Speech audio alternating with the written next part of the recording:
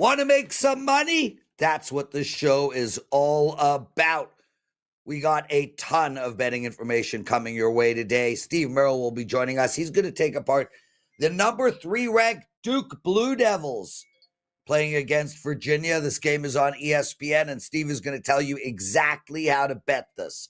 He's also going to tell you how to bet the number 13 Arizona playing Baylor, another ESPN game. Andrew McInnis will be joining us. He's going to look at the USA versus Sweden game, and we're going to take a deep dive into what to bet for the upcoming second half of the NHL season. He's also got a Stanley Cup winner and a long shot to give you. And we're going to have Pavlos on as well, talking soccer. Championship League, Bayern Munich against Celtic, Dortmund against Sporting, and Real Madrid against my favorite team, Man City. We're going to end the show with Gianni The Greek. If you guys have never watched this show before, stay with us all the way to the end. We are going to provide you guys with betting information. We're going to tell you how to make some money, and we're going to start right off the bat with Steve frickin' Merril. How are you, Steve? Doing well, Prez. Happy President's Day. Found my American flag, which is always nearby. And let's celebrate President's Day with no NBA, no NHL, and only 3 games on the main betting board for college basketball. But the good news is I'm going to give you 2 of those 3, as you just mentioned, for free right here on the show, both of the national TV games. There you go. Well, why don't we start right off the bat with Duke playing against Virginia? How are we going to bet this game? So let's talk about the ACC. Always has been a power conference since I was a child in the 80s. The ACC, the Big East, growing up in the D.C. area were my conferences of choice. But boy, has the ACC fallen in recent years. And, the writing's been on the wall. The last couple seasons, it's been Duke, North Carolina, and kind of Virginia as the only 3 legitimate teams. And then, of course, a week before the season began in October, Tony Bennett steps down for UVA. Very unsudden. I think one of the reasons he's waited till the last moment is because he wanted his assistant to get the job, which he did. But now there's a coaching committee being formed. Not sure they're going to keep him. And Virginia, not a good team. They're barely top 100 in the net ratings this year. In fact, I do my top 25 college basketball video every Saturday here on the channel. Click subscribe, click that bell for an instant alert. And about a week ago, Duke was the only top 25 team in the entire rankings until Clemson upset them and made some noise. So there really isn't much other than Duke. Duke is a really good team, though. They beat Auburn this season. In fact, their only losses came to Kansas, Kentucky, and then that Clemson loss. They're now 14-1 in the conference. But you're laying a premium when you're playing Duke, and that's why it's 14.5 in this game. Virginia did not play well this season. They started the conference season 1-6 straight up. But they have quietly won 3 in a row and 5 of their last 7 in conference play. And I think they actually could maybe hang within the big number here in this game. Duke doesn't have a lot going on. They're coming off a blowout win of Stanford. They've got a non-conference Big Ten matchup against Illinois on deck next Saturday. So they have the entire week off. So it should be a focused spot. But the main reason I think Virginia can hang is, once again, even without Tony Bennett, they're one of the slowest teams in the country. 364 Division I teams. They are the 3rd slowest team in the nation, and Duke no longer plays fast like they did under Coach K. In fact, Duke ranks 279 in tempo, so this should be a slow-down, low-scoring game, and whenever it's a low-scoring game, it gives a 14.5 point underdog a better chance of keeping it close. Also think that probably favors the under as well. Definitely feel like Virginia and the under would be somewhat correlated in this game tonight at 7 Eastern on ESPN, or actually, 8 o'clock Eastern. Because there's so few games, this one's at 8 Eastern tonight on ESPN. Steve Merril joining us, everyone. You can find him over at WagerTalk, an incredible handicapper. Steve, let's turn our attention to this Arizona-Baylor game. And, Arizona, this is one of those man-up spots for Arizona. They just lost 2 games in a row.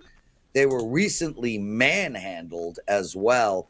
62-58 is not a manhandling, but they really dominated that game against Houston and let it slide. Now they play a Baylor team that's riddled with injuries.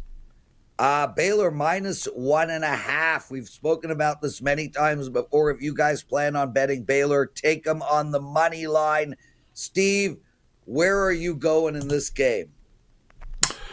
It's a tough call because normally quality teams at home in a focused spot like Baylor with revenge would definitely make my short list. But then as I dug more into this game tonight, kind of like the Arizona side, and there's a few reasons. And that's why the line is just 1.5 in this one.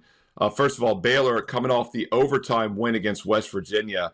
They've only got 7 guys in the rotation right now. They're decimated by injuries. They only have 7 guys really playing. 5 of those guys played the majority of the game. They have a couple guys that played more than 41 minutes on Saturday in that overtime win. Quick turnaround now here with just 1 day of rest. They do remain at home, which helps a little bit. But as you mentioned, Prez, Arizona coming off back-to-back losses against Kansas State and a very good Houston team. They were combined 7 for 45 from three-point range in that loss. Their most recent loss before that against Texas Tech a month ago, they were 3 for 18.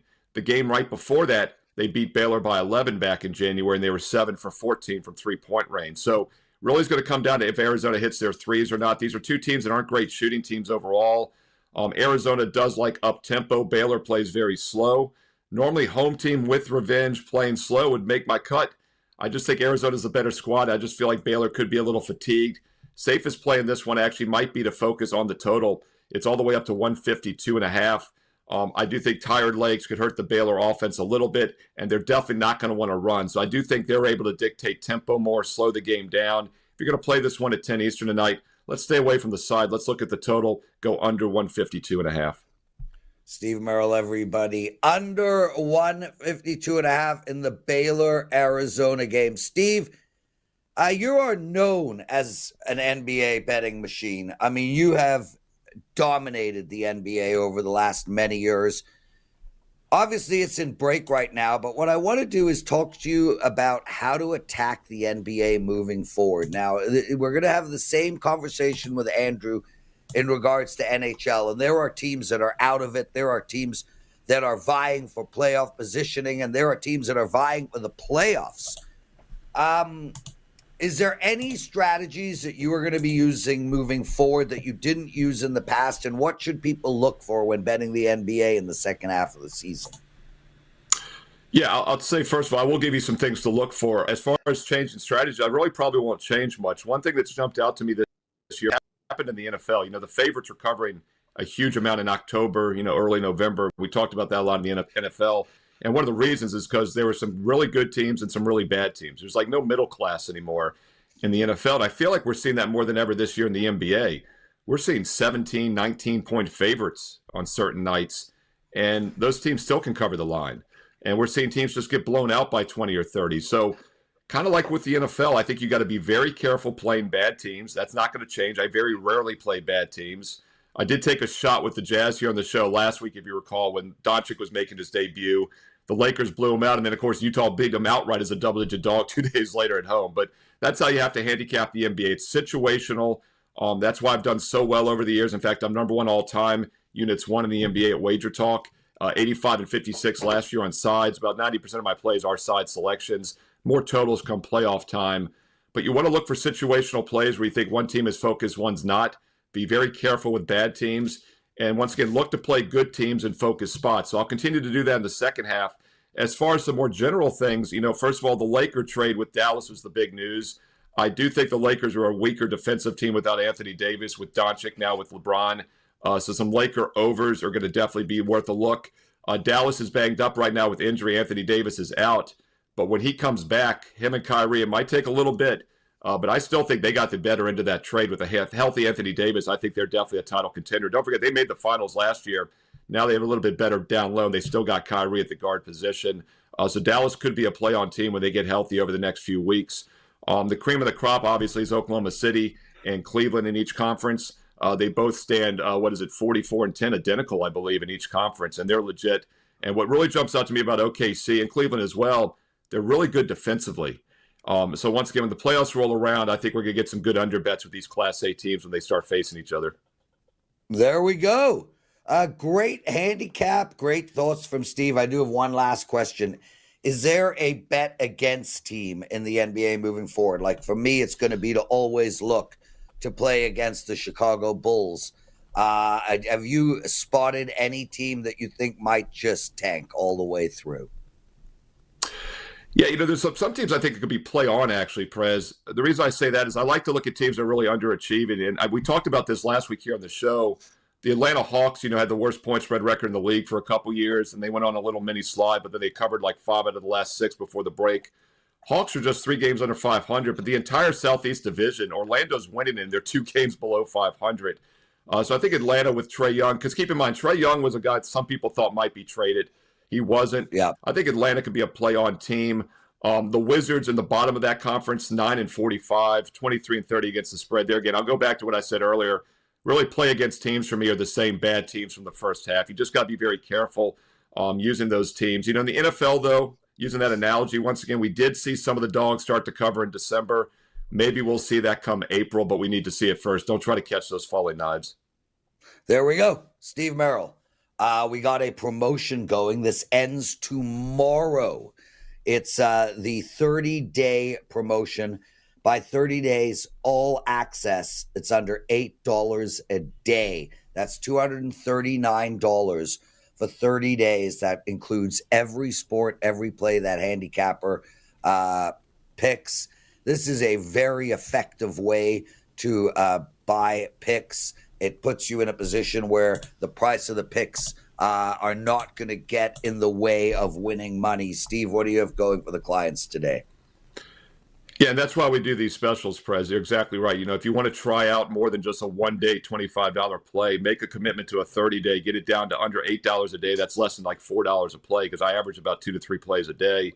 It's college and pro hoops. I had a client now, it was a viewer, chime in and said he'd been getting the daily plays and he upgraded to the 1 year this weekend with my SM365 promo. That gets it down to $1 a play.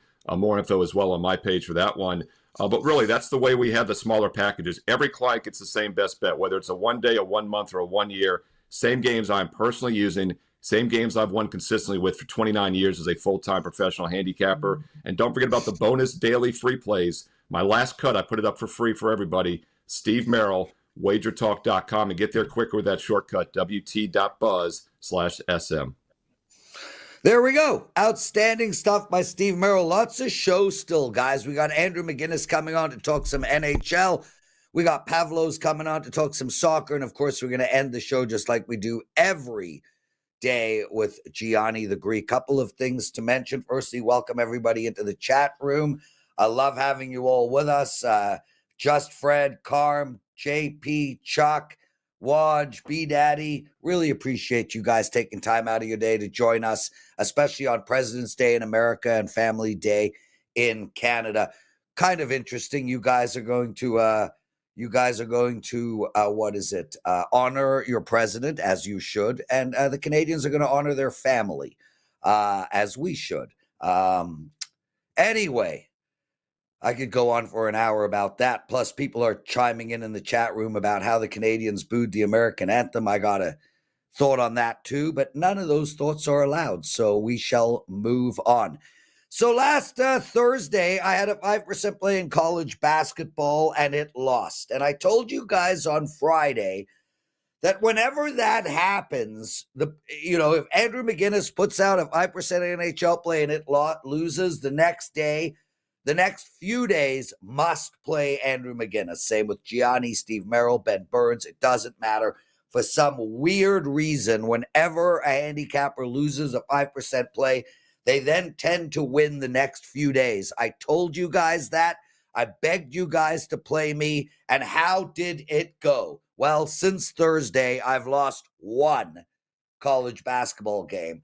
I went 1-0 on Friday. I went 2-1 on Saturday, and I went 1-0 on Sunday. I am now on a absolute massive roll in college hoops. I've won 8 of my last 10, and my college totals are outstanding all year. Actually, my college totals are outstanding the last 3 years of betting. I do have 2 college basketball plays up tonight, 1 ATS bet, 1 total. You can get them both over at WagerTalk. And I think, guys, and I'm saying this, I'm looking you dead in the eye, I think I'm going to have an absolutely sick money-making run in college hoops from now till the end. You've heard me say that. Watch it happen. I also feel like I'm going to be on a big NBA run. And, of course, NHL starts soon. So I believe that I am in must-bet mode right now, and I hope that you guys take the time to join me. Nothing is more fun than winning money together. Andrew McInnis joining us. And, Andrew, There are some Americans in the chat room that are already giving Canadians grief for losing a meaningless exhibition game a few nights ago. Now, I understand that this is a meaningless tournament completely, but let's just put this into perspective. If or when Canada wins on Thursday, are they still going to be bragging about Saturday's game? What do you think? Well, so the one thing I'll say about this is the last time Team USA beat Team Canada in international best on best competition, Prez, you guessed it, was a round robin game back in Vancouver 2010 when Crosby scored the golden goal in the finals. So yeah, I mean, we still have to get to the finals, but I don't think a round robin win will matter if they don't win the finals. So I just want to say one thing, and this is a big kumbaya moment here, just saying all the stuff people are talking about on social media, the back and forth and stuff like that. As someone that primarily covers hockey on WagerTalk, talks the most about hockey on social media, trying to build a brand around hockey talk and hockey betting, I'm pumped to see people talking about the sport right now. Yeah. I mean, right now, I understand, Prez, you weren't the biggest fan of it. I know you love the game of hockey, and the games have certainly been great. But for, LeBron James to back out yesterday of the All-Star game because his ankle was sore, and for three guys to fight to start off the game on Saturday night, for that building to be as loud and as packed as it is for a quote-unquote meaningless game, international best on best. I mean, right now, I've seen so many people on my timeline talking about hockey that I've never seen before. And yeah, whether it was for cheering for USA or Canada, it makes me feel good as a fan of the sport. Yeah, and Andrew, we'll just stop there for a second. And guys, we have some betting information still to come. Stay with us, but it is a slow week of sports, and we're going to talk as well. Andrew, I had the pleasure of living in Australia for 3 years. I became a cricket and rugby fanatic. We're going to actually be talking cricket tomorrow. The ICC Championship start, 8 best teams in the world playing against each other. We have a gentleman from Bet Online coming on to talk cricket. But what I'm mentioning is Australia and New Zealand every now and again would have an exhibition rugby game or an exhibition cricket game, and it was massive. It really stopped the countries. So I get it. This is something that the Canadians and Americans should do on a more regular basis. And even though it is meaningless in the sense that it's not the Olympics or the World Cup, I see no reason why there can't be a best of 7 every year. And they play it sporadically, one game every 6 weeks or something. It is, if the NHL wants to showcase hockey, this is it. With that said, those contrived, made up bullshit fights that happened at the beginning of the game, there is no place for that nonsense. It is utterly idiotic. Only pugilistic Canadians are sitting there flexing. Oh, so exciting. They made up a fight. There's no place for that shit in our game at all. It was honestly, you had the guys on the desk saying, I was the best start in the history of hockey. That was the worst start in history of hockey. Like, what? I mean, they literally just dropped their gloves, circled around. Everybody was in on it. Nobody landed anything. They lay on the ground, and then they did it again because little Brady needed to be with his big bro in the box. Oh, so you know what that showed me, though? I think what that showed me is, like, as fans, we were so excited, and the building at the Bell Center was the loudest that some reporters said that they ever saw it. What that showed me, though, Prez, is that those guys were nervous too. Those guys were excited. The amount of adrenaline going through those guys, I mean, that's why they did it. They were like, we need to just do something. You're right, it has nothing to do with hockey, but I mean, you can't say it wasn't kind of crazy to see that start to the game. Obviously, it has nothing to do with hockey, but pretty intense, pretty nuts. Yeah, I was slightly embarrassed, to be honest with you. It's our sport. We're the best at it. We have been forever. Yeah. We didn't start the fights. You got to stick up for yourself. Anyway, Andrew McInnis. Canada's playing Finland today. I know we're not supposed to be discussing this game, but man, like if this was one of those regular season games, we would be like Canada off a horrible loss to America playing Finland, who's coming off of a must-win game against their number one rival after being ahead, then being down, then tying it up, then winning in OT. This is an incredible spot to bet Canada, a god-awful spot to bet Finland.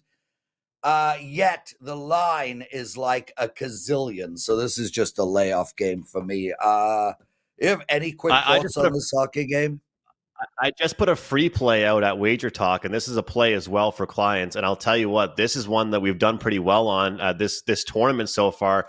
Past week and a half, no NHL. We're still up, I believe, 8 or 9 units on the tournament. You look at the number, current number at DraftKings is upwards of like 450, 460 as far as the favorited number for Canada. But Prez, I was able to lock in minus 115 on Canada to win the first period. On the three-way line, minus a half goal first period. They scored a goal in the first period against Sweden, scored a goal in the first period against Team USA, albeit they might not have won the first period there in that game. They still got off to an early start. That first period is very, very important to this one. They had to get the lead and not look back. I saw some people talking about the minus 1.5. Hell, some guy sent me a slip he's on today, plus 2.5 goals for Finland. And it was only minus 130. I don't care how much you like. Andrew McInnis just froze on us, everyone. Josh F. Oh, Andrew will get his mic working. Josh F. Allen likes Canada 5-1. I think that's a fairly reasonable score, Josh. Look, you know what, push comes to shove. Canada is playing today at 1 p.m. If I were to be betting both of these games, I would likely do a small minus 1.5 parlay on both favorites here. I do think Canada is going to get it done. I love Andrew's pick of getting it done in the first period. I think that first period bet makes a lot of sense.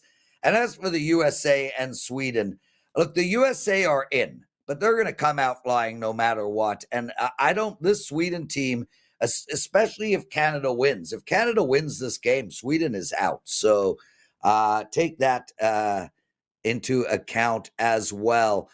Do we have Andrew McInnis with us? No worries. Let me talk to you guys about the second half of the NHL season. So when we look to bet the second half of the NHL season, we must understand where the teams are specifically. In the Eastern Conference, we've got a dogfight, an absolute dogfight for the playoffs. Ottawa and Detroit are sitting in the first and second wildcard spot. Ottawa with 62 and Detroit with 61 points. But right behind both of them is Columbus and Boston with 60, the Rangers with 58, the New York Islanders with 57, Montreal, Pittsburgh, and Philadelphia with 55. None of those teams are out of it. However, we need to figure out which two are going to get those two wildcard positions, and that will help in regards to betting. So for me, I'm telling you guys right off the bat, moving forward, I am going to be looking to bet on the New York Rangers. I believe the New York Rangers will win one of those two final spots.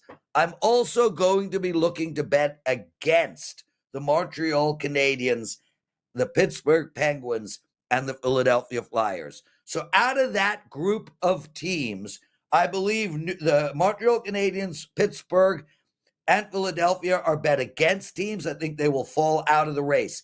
I think the Columbus Blue Jackets are a bet against team. I think they fall out of the race. And I think the Boston Bruins are a bet against team. So that leaves us with the Rangers, the Islanders, Detroit, and Ottawa.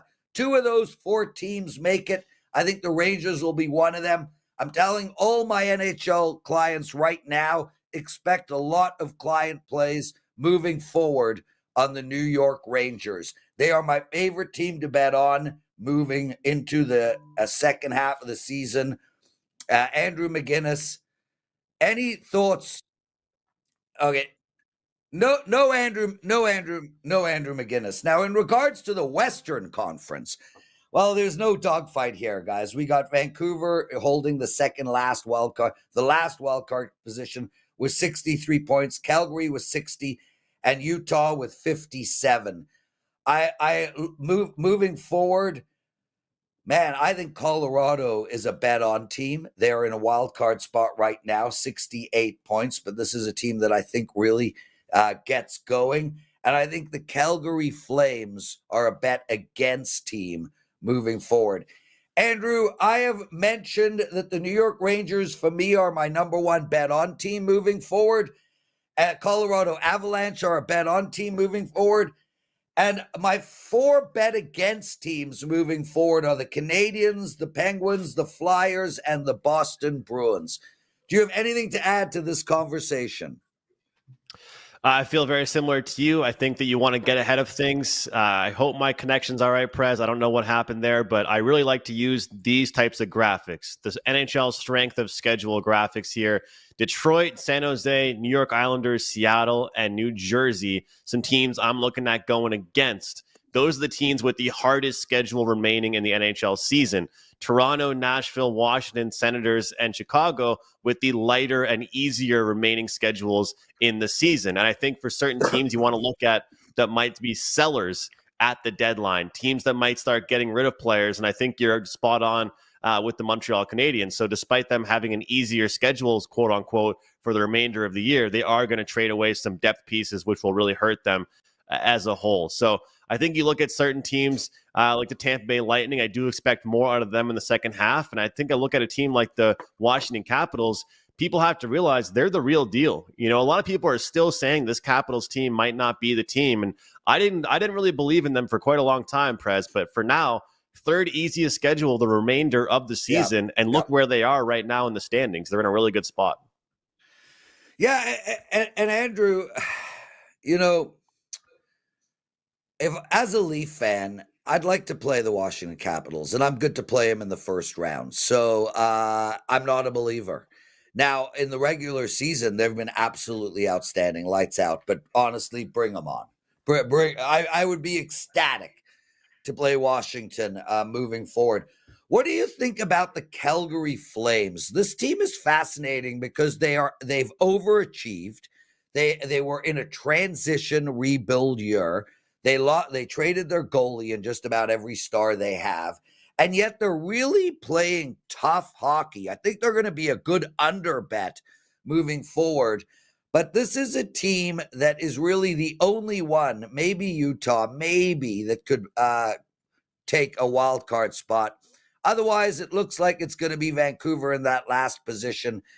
I don't buy this Calgary team, and I don't think they're going to be a seller, but I do think they're going to come down to earth.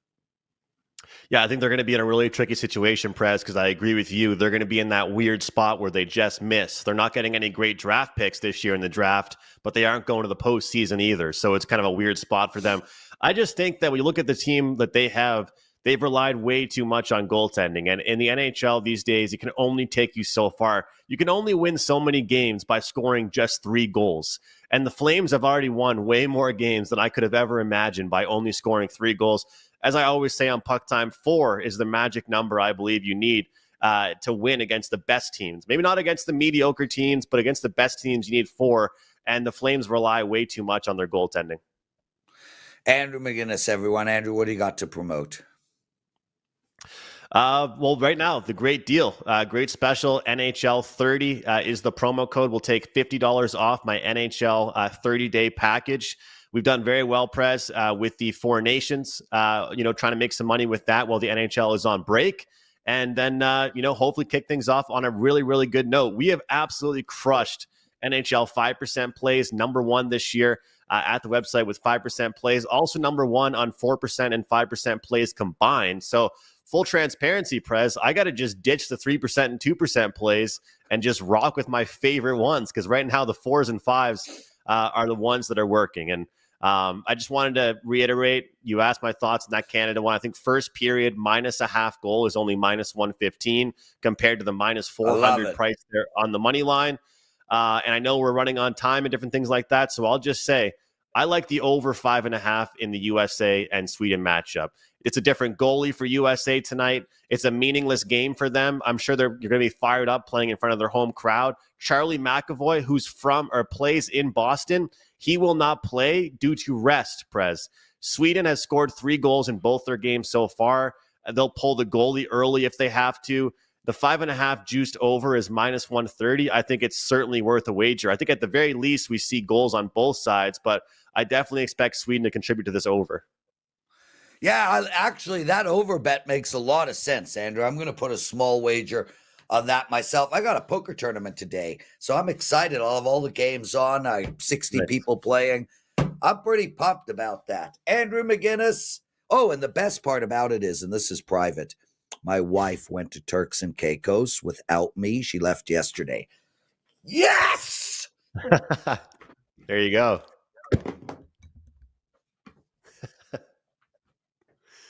I was going to say the best part about it is my wife's not going to be there, but I didn't think a wife was ever going to be at a poker night anyway. So she's away for longer than just tonight. 7 days, baby.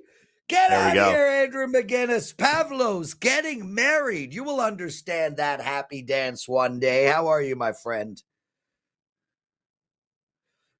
On September, and you're all invited, by the way, the WagerTalk people. I'll make this official soon. We got Champions League, the second legs of the first playoff round. It's really exciting. Some massive matchups there. To be honest, it looks like a really, really tricky card, but there are some value picks I want to discuss with you guys, and it's looking, I think I don't have a 5% this week unless something happens, unless I read something that I love. But there's some little, small bets at some great value across the board, and I cannot believe the numbers that I'm seeing, actually. Yeah, well, let's get into that. But before that, Pavlos, I want an official invitation because I want to show it to the wife. And then, hey, we don't get a chance to go to weddings in Greece very often. I went to one in Brazil. It was one of the highlight weddings of my life. They danced all night. And you would appreciate this, Pavlos. I was in Santos for one night of my whole life. And that was when Santos won the Brazilian Soccer Cup. I was in Paris for one night my whole life. And it was when France won the World Cup. So I'm totally game in Greece. I had an incredible female in Greece once. Okay.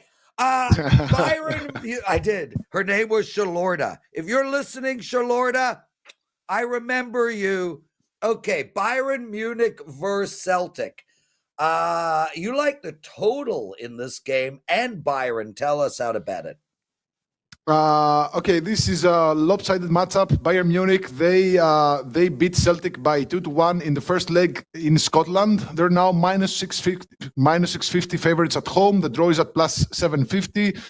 Celtic are plus 1400 underdogs, and that tells you a lot about this, how this match is going to go. The Asian spread is set at 2.5 goals, and the Asian total is set at 3.75 goals. Now, Bayern, they can drop 3, 4, 5 goals against anyone. And it's true that they don't even need a win here. Having won the first leg on the road, even a draw here gets them through. But they are not the team to play for a draw at home against a team from Scotland, an inferior side. They're going to go all in this match because, they have been struggling a little bit to get confident results. They're coming off a goalless draw against Leverkusen on Saturday, which was actually a huge title derby in the Bundesliga, but they didn't even need to win. That draw kept them 8 points ahead of Leverkusen.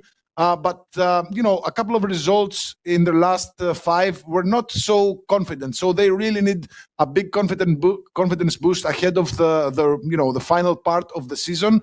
And Celtic look like the perfect victim. Now, Celtic, they've actually never won on German soil, and this is these statistics where certain teams, they are really bad in certain countries. They count a lot. And in fact, Celtic, they actually played one match in Germany in the Champions League this season, and they were thrashed 7-1 by Dortmund, who, by the way, are sitting 11th in the Bundesliga. Now they're playing the Bundesliga league leaders. So Celtic, their last 3 visits on German soil ended pretty badly. They lost by 3-1 3-2 and 7-1. So this Celtic side, don't write them off all that easily because they can be tricky, although they're much better at home than they are on the road. On the road, they tend to be bad. But at this point, they're doing well in their domestic league. They're going to throw like a Hail Mary in this match. They need to win by exactly 1 goal to at least send this match to extra time, or win by 2 goals to eliminate Bayern. I don't think this is happening, but I do think that they'll at least put up a fight. Maybe they score here, maybe they don't, but Bayern are more than capable of scoring 4, 5, 6 goals on their own. So same game parlay with Bayern to win and over 3.5 goals is at minus 118. It's a solid way to bet on this. And you know what? I'm going to throw in another small, an extra play there, a prop. It's not widely available, but it was actually my first selection for this match, and it's a penalty kick to be awarded. Now, there is a good referee for penalty kicks with 13 and 21 matches this season, and both Bayern and Celtic, they're getting and conceding quite a few penalty kicks. In fact, Bayern Munich have 13 penalty kicks for and 3 penalty kicks against them this season, and Celtic have 8 penalty kicks for and 5 against them. So the main bet here is Bayern Munich to win and over 3.5 goals minus 118, and also throw some beer money on the penalty kick to be awarded at plus 150. Wow. Guys, if you don't think Pavlos knows his shit, you need to check yourself into some hospital. Sheesh. Okay, brother. There's 2 games on Wednesday. Dortmund versus Sporting, and Real Madrid against my favorite team, Man City. Let's go through both of them at the same time because I got nothing to add. The microphone is yours. Okay, first one, Dortmund versus Sporting. Dortmund, they beat Sporting by 3-0 in what was a pretty big upset, I should say, in the first leg in Portugal. So Sporting, they're generally one of the top 3 teams in the Portuguese league by a lot. They were doing really well for the better part of this season, but their coach suddenly decided to leave them, and he went to Manchester United. So since then, it's been a weird transitional period for Sporting, who are struggling to piece 2 wins together. They're struggling to keep clean sheets. Their offense is broken, so all things are going wrong for them. Now, Dortmund, as I said, they won the first leg on the road by 3-0. Now they're playing at home. So it's all Sporting's game now, in the sense that Sporting, if they want to qualify to the next round, they need to win in Germany by 3 goals in order to send this match to extra time, or win by 4 goals and steal the qualification from Dortmund, which I really don't think is going to happen. Dortmund are minus 105 favorites at home. The draw is at plus 275. Sporting are plus 270 underdogs on the road. Now, Sporting, there is a logic that says that whenever a team wins the first leg by a lot, you bet the other team to get something from the second leg. Now, in this case, Sporting double chance is at minus 110, which is an interesting way to bet on this.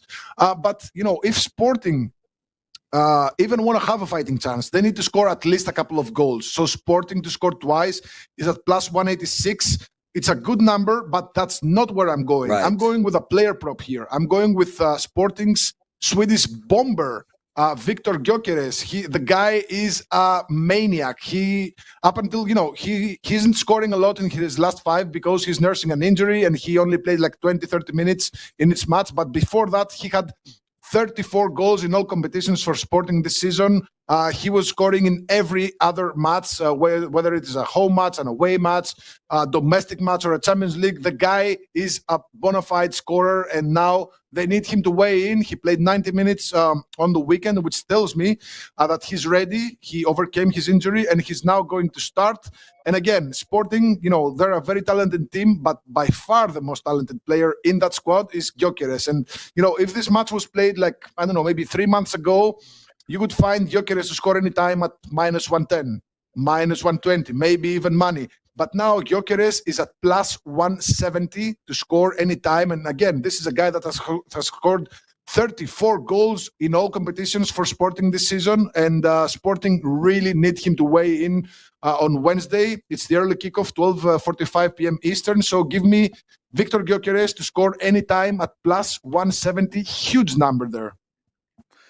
My friend, really quickly, Man City, Real Madrid. You like City to advance at plus 470. I love these juicy dogs. Let's not even get into why. That is your pick. City to advance at plus 470. You are on a 16-4 run and 4% releases. Your soccer has been outstanding since the day you joined us, which was let me put it to you this way. Your beard was jet black when you joined WagerTalk. Number one in soccer over the last 4 weeks. What do you got going for the clients, Pavlos? And I cannot thank you enough for joining us. I have some. I'm gonna load my plays actually after this show is done, but looks like no big plays in the Champions League. But I do have several plays in the in both days, both Tuesday and Wednesday. But Thursday, I'm looking at least 3 plays. They're gonna be at least 1 or 4 or 5%.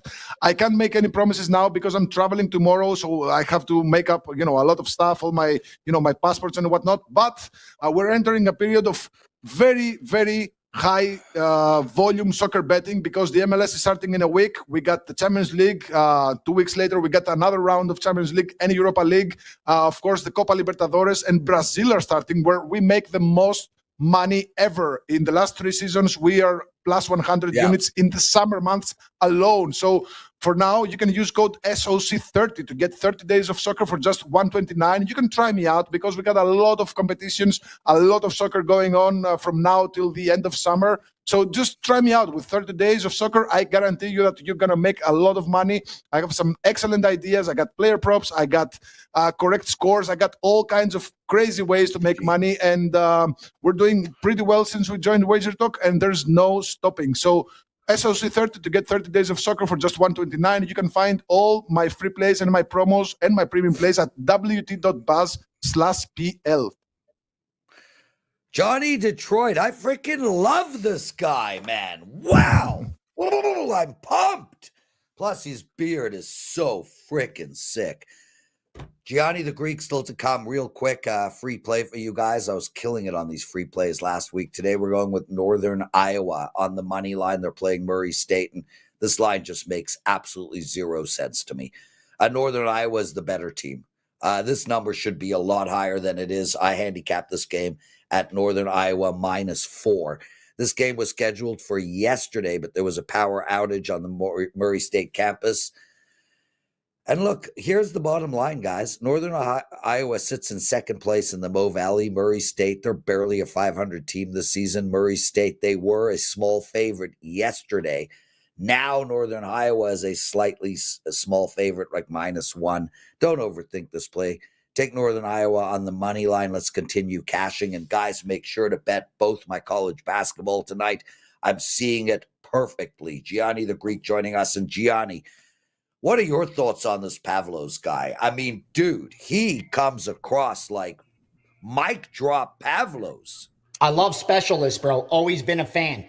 That's how I actually put together some of the groups that I move for. Some are MMA specialists, some are college basketball specialists, NFL specialists, college basketball specialists. Those are the guys I trust the most because the ones that cover all the markets, those guys are just looking to beat numbers. Like they're looking at small edges, get down as much volume as possible. But the specialists aren't like that. They're narrowing down their greatest edges. And sometimes they're not even moving markets, which is a big boost if you're not getting it right away. You know what I mean? You could still get a great number because they're not betting enough or giving it to these groups that are moving the market. And that to me is gold. That's like I've had some prop guys that don't bet a lot of money but beat certain prop markets year in, year out. Right. Those to me are gold compared to guys that if I don't bet it in 30 seconds, it's gone. The number is gone. And so much time sensitive stuff that then I can't even share it. Because what good is it telling you to go, we laid -4 and you look at the screen, it's -7.5 now. What are you supposed to do with that? Absolutely nothing. So yeah, I love specialists and he's one of the best ones I know in soccer. Yeah, dude, that kept me off of a loser. Hey, I had Princeton +11 against Yale. I go to put it in the system. It was down to 7.5. I'm like, yeah, that's a no. Exactly. Yeah, ended up having a 2-1 Saturday. Bill Sandoval likes Murray State. He's against me on my free pick. Listen, Bill, go win it. I just want to win my client plays. If you beat my free pick, kudos to you, bro. I'm happy. You go and you win your Murray State. I'll take my 2-0 for the clients, and both of us will be happy. Gianni, what's going on in college basketball tonight? Heating up, man. I mean, it's been really good. Coming off another 3-in-1 day, up close to, I don't think, 30 units in college basketball since the first of the year. And that's what you want prime going into the March Madness that's just ahead. Now, today's board, not pretty, but already got down a ton of action for multiple groups. Haven't released any premiums yet. Again, staying selective with college basketball, been averaging about 2.4 bets per day, and it's been doing good for us. So if it ain't broke, don't try to fix it. But here's what I can share with you already that definitely is sharp. 882 Virginia plus the 15 against Duke, and that game over 130.5. But here's what I saw at 133.